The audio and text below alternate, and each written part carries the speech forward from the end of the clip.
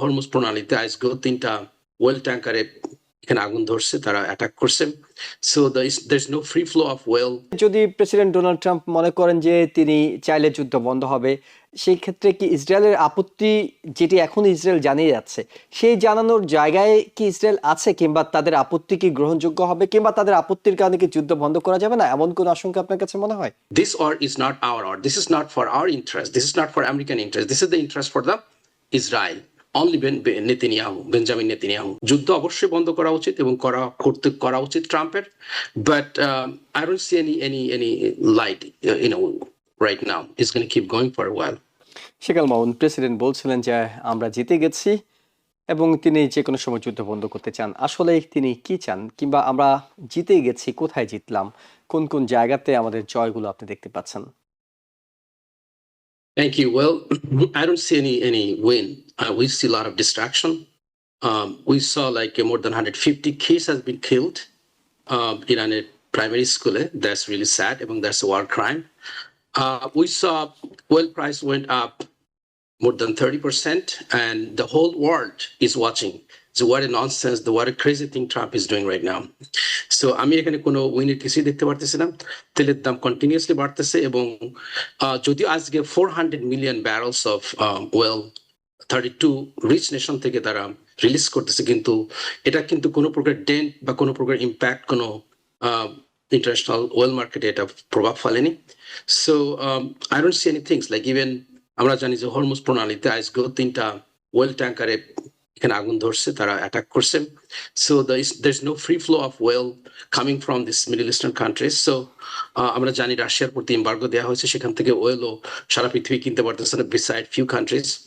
So we see as a huge distraction and devastation for the whole world. The economy is in a very bad shape.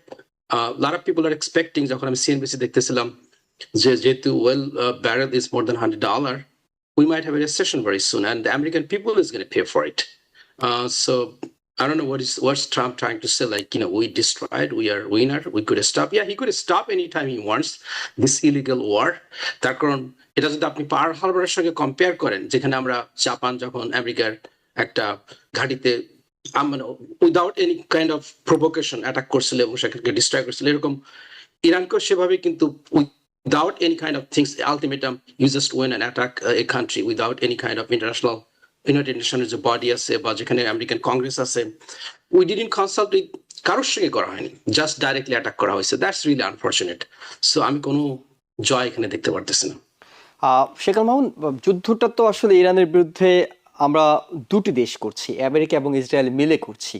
তো সেখানে যদি president Donald Trump মনে করেন যে তিনি চাইলে যুদ্ধ বন্ধ হবে, সেই ক্ষেত্রে কি ইসরায়েলের আপত্তি, যেটি এখন ইসরায়েল জানিয়ে যাচ্ছে, সেই জানানোর জায়গায় কি ইসরায়েল আছে, কিংবা তাদের আপত্তি কি গ্রহণযোগ্য হবে, কিংবা তাদের আপত্তির কারণে কি যুদ্ধ বন্ধ করা যাবে না, এমন কোন আশঙ্কা আপনার কাছে মনে হয়?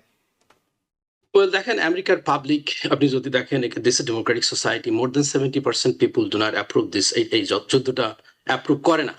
এখানে ইসরায়েল নেতানিয়াহু স্পেশালি ট্রাম্পকে জোর করে তাকে এই যুদ্ধের সঙ্গে জড়ানো হয়েছে। আমরা সবাই, it's very clear from not only from outside before this war started. Marco Rubio যেটা বলতেছে বা প্রেসিডেন্ট বলছে যে ইসরায়েল যখন অ্যাটাক করবে, we cannot stop, we cannot wait and sit, because যেখানে আমেরিকার অনেক ইনস্টলেশন আছে all over the Middle East, Iraq, Kuwait, all over the place, Syria, Jordan.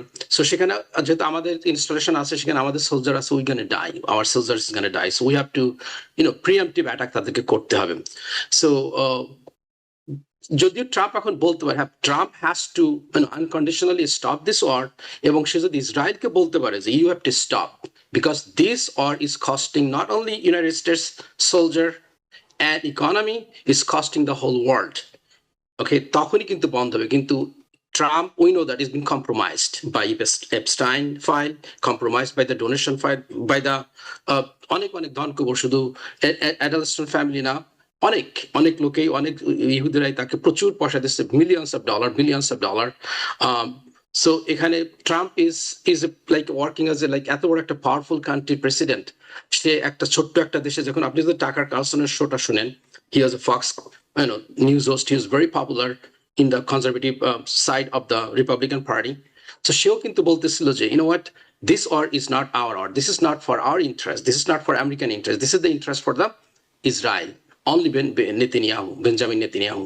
So yes, he could stop it if he could tell Netanyahu that you have to stop.